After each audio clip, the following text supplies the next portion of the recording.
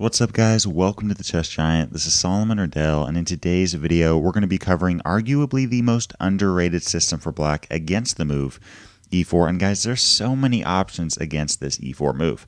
I mean, we could go with the French defense, e5, Pirc, Scandinavian, Caro-Kann, Sicilian Defense. We could even go with an Alekhine or Nimzowitsch. But in today's video, we're going to be going over the rare move b6 with the Owen's defense.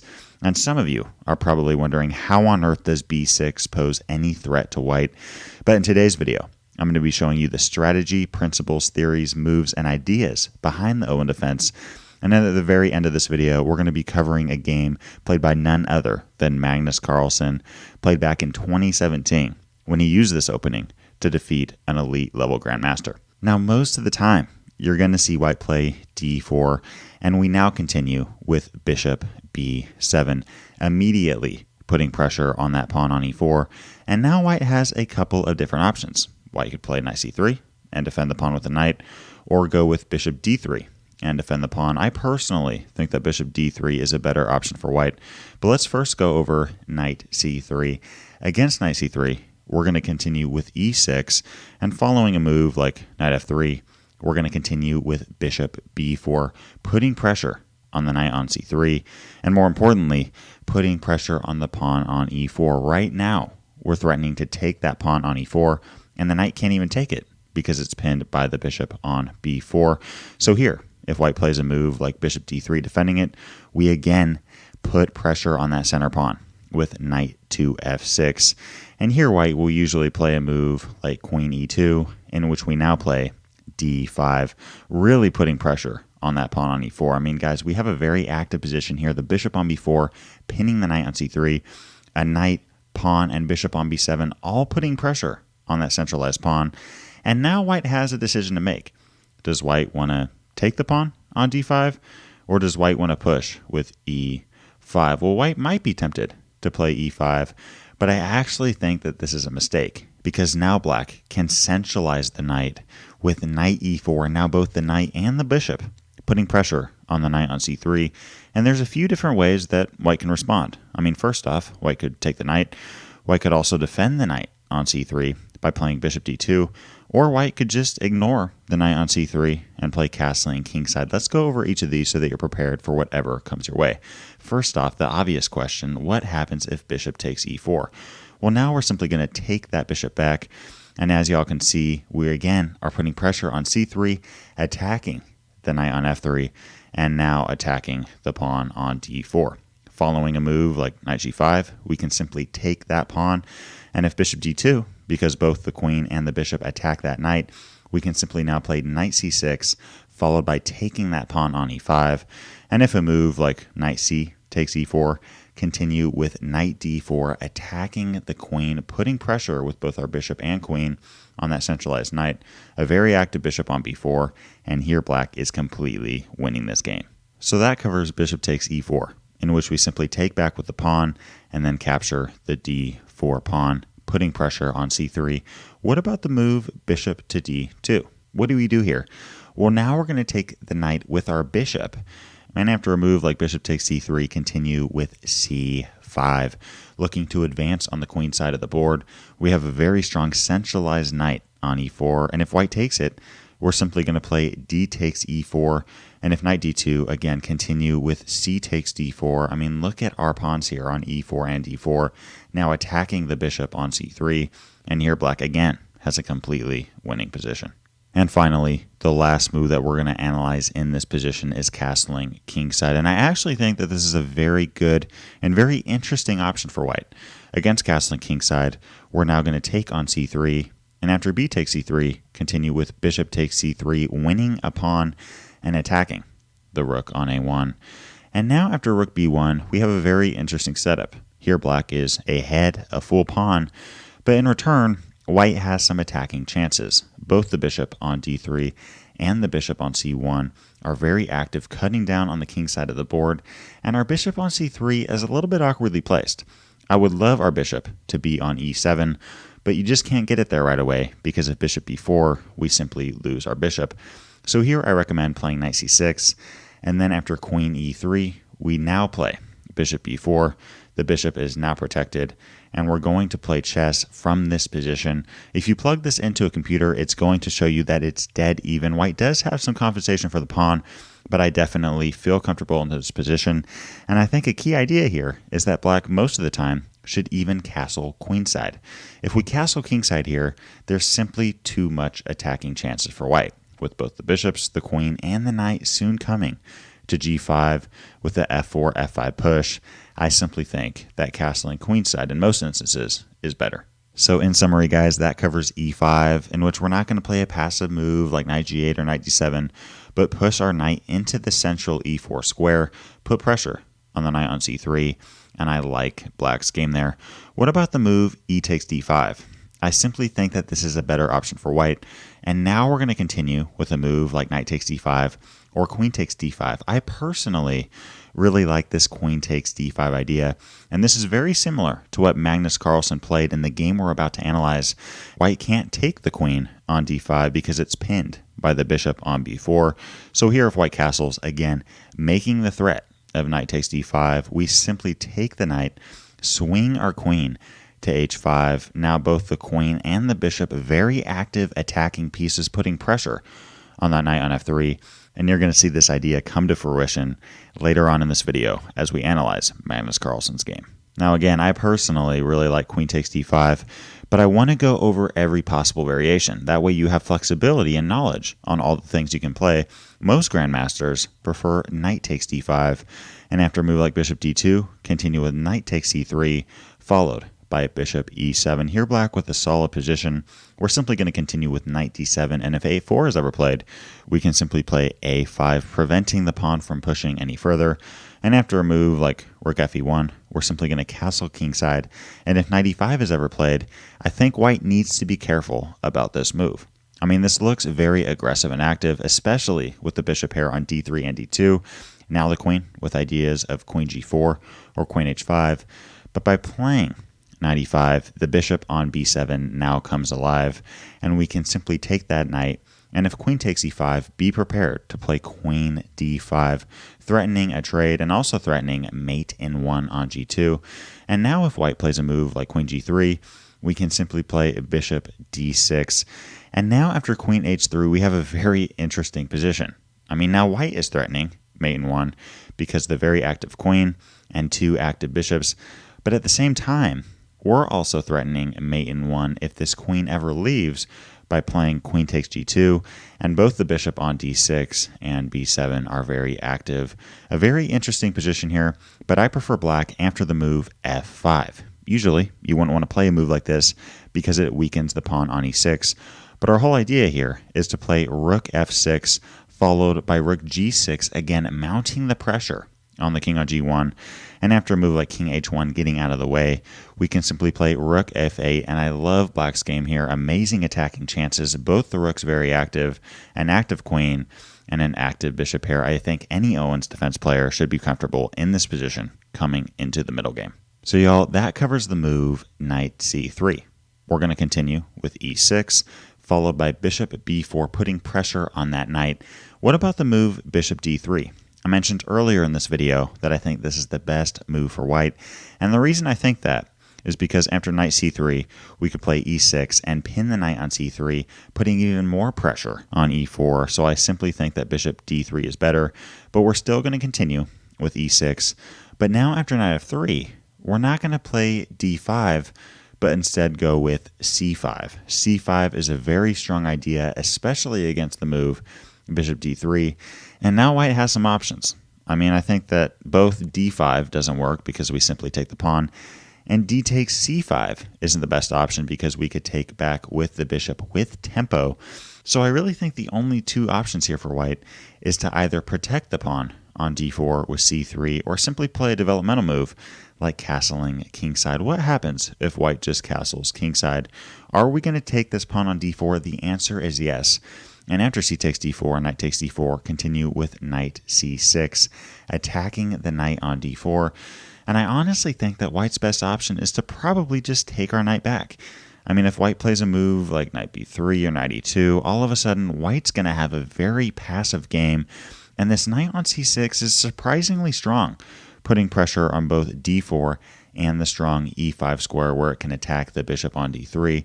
So I think that knight takes e6 is the best option, in which we can simply take back, continue with an active move like bishop c5, putting pressure on the very vulnerable pawn on f2, and after queen e2, continue with knight e7, developing the knight, and if a move like bishop g5, attacking the knight on e7, we can simply play f6, kicking the bishop back, castle kingside, and I really like black's game here. White could take our bishop on c5, but now we just take back with the b pawn. We're soon going to be playing rook b8, putting pressure on b2.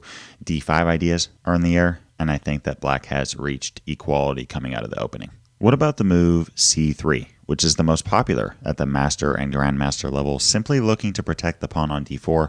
Well, now we're not going to take the pawn on d4, but keep the pressure and keep the tension in this position by playing a knight f6. Now both the knight and the bishop attacking the pawn on e4, and if a move like queen e2, we're simply going to continue with bishop to e7. We're in no rush to take the pawn on d4, because in the case of d takes c5, we could take back with either the bishop or the pawn, and I really like black's game there. Now here, white usually plays a move like castling kingside, but what about e5? I mean, this move might be a little tempting, but I don't think it's the best for white, because now the bishop is very active on b7, attacking the knight on f3, and now white has to be very careful. We're going to continue with knight d5, and if c4, bring the knight back to c7. Now this may seem pretty cramped for black, bringing the knight back to c7, but I think black is completely fine here. After d takes c5, we can simply play b takes c5, and if knight c3, we're not going to play a passive move like a6 or a5 or castling kingside followed by h6 or even queen c8, but instead fight for the center of the board with d5. And after d5, we're now putting pressure on c4 as well as having d4 ideas, creating a central passed pawn. So I think the best move for white is to play e takes d6, in which we now take back with the queen. And usually you don't want to bring your queen out this early in the game, as it can be attacked, but after a move like knight e4, we simply swing the queen to b6, and after castling kingside, go with knight d7. Again, I like black's position here. I would still give a slight advantage to white, but black is completely fine. We have a strong bishop on e7, really controlling the dark squares here, a solid knight pair, and the knight on d7 protects e5, and we can even swing this knight to f8 to g6. The knight on c7 can come to a6 to b4, putting pressure on the bishop on d3.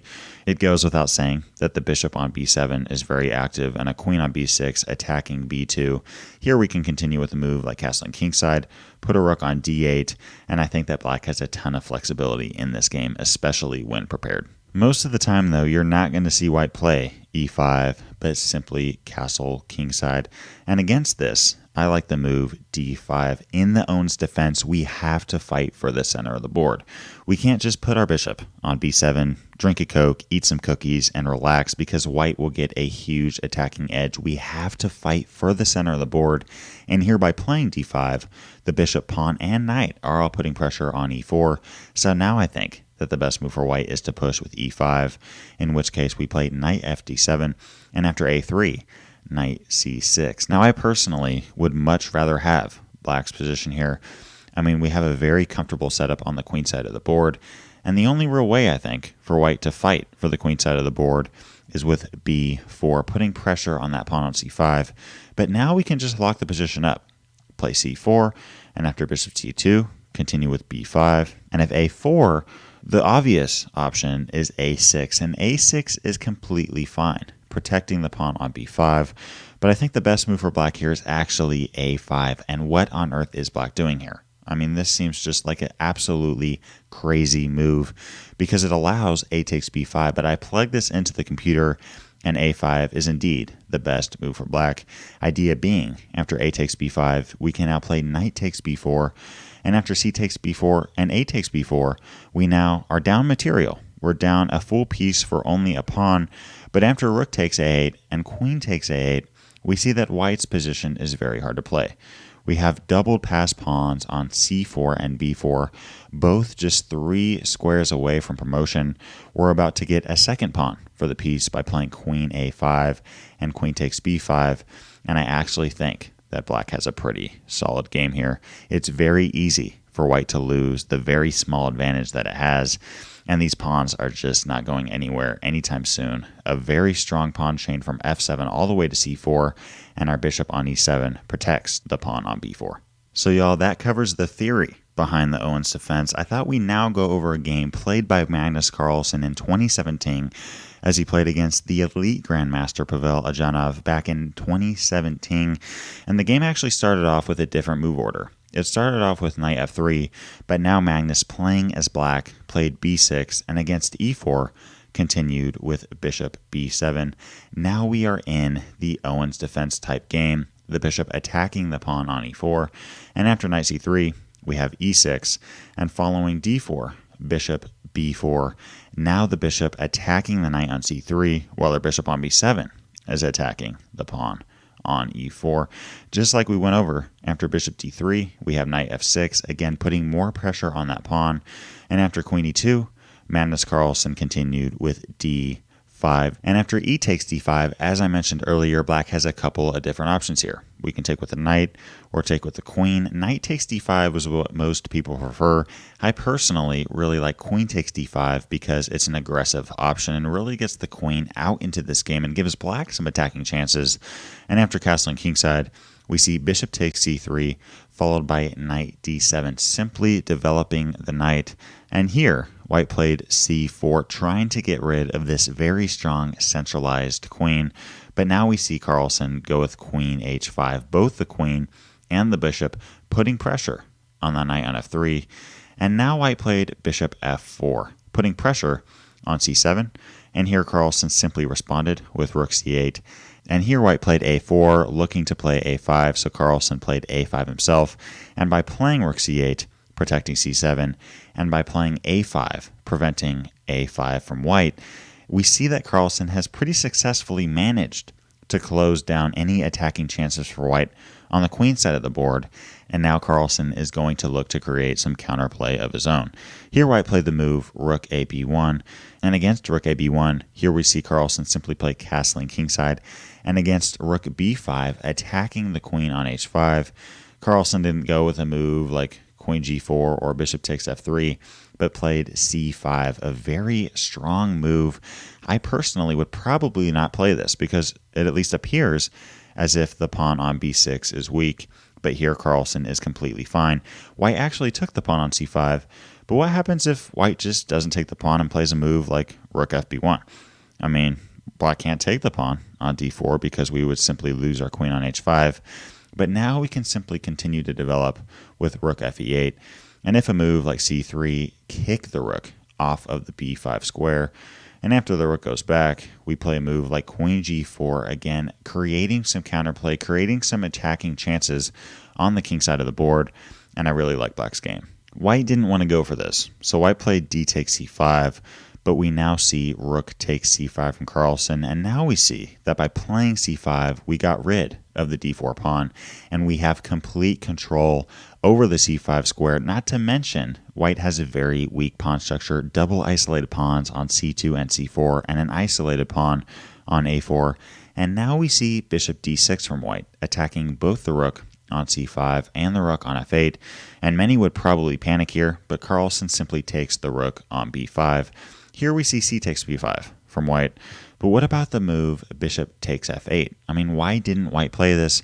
Well, now black could play bishop takes f3, attacking the queen on e2, and if queen takes f3, we can now continue with queen takes f3 ourselves, and after g takes f3, if we take the bishop, we're going to lose a rook and be an exchange down in this endgame. But here we have an intermediate move with rook g5 check, absolutely beautiful idea, attacking the king on g1, saving the rook, and now after we take the bishop, we're simply up a piece. We're going to continue with king e7, knight c5, black has a 1 game. So white continues with c takes b5, and by playing bishop d6, forcing rook takes b5, this was actually very good chess from white, as now the pawn structure from white doesn't look quite as bad. We don't have double isolated pawns or isolated pawns at all now, but now Carlsen played rook c8, putting the rook on the open file. In chess, we want to put our rooks on open files where they're very active attacking pieces.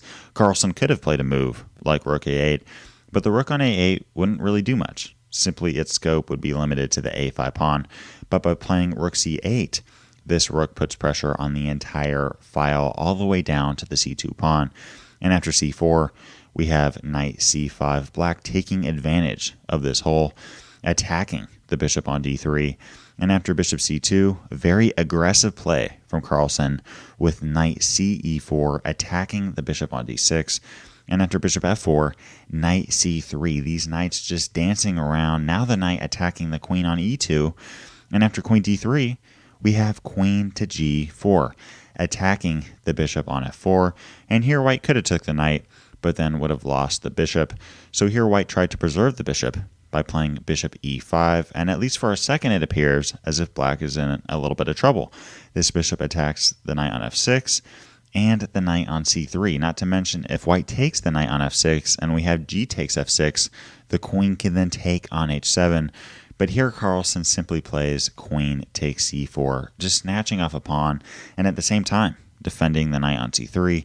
And now after queen takes c4, we see rook takes c4, and after bishop d3 attacking the rook, we now have rook c8.